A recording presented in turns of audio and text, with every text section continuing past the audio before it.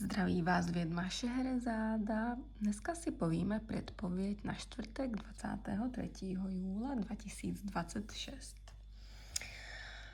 Karty nám ukazují, že do našeho osudu zasáhne nějaký starší muž. A i tygříček tady na to svědčí. Nějaký starší muž, který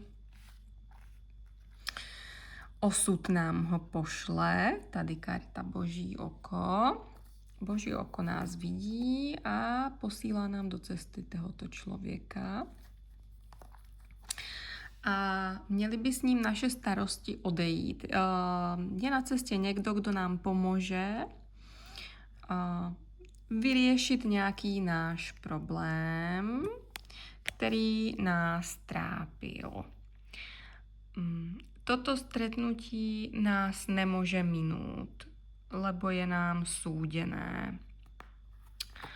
A protože na spodu nám vypadly tyto dvě karty, které jsou osobné karty, tak to vypadá tak, že půjde o partnerské stretnutí, o partnerský vztah. Nějakým způsobem sa budete doplňovat s tým člověkem.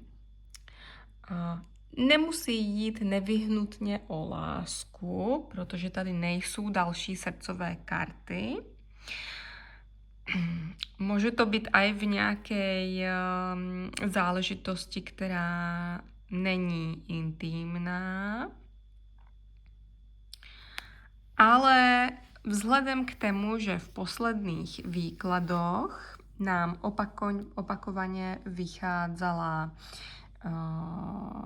láska na cestě, tak toto osudové stretnutí sa môže pro některých z nás týkat aj milostného života. Aj tygríček tady na to svědčí. No, tak sú zvědavá, co vám tam vyjde. Klidně napište do komentára. Tak, mějte sa pěkně a dovidenia.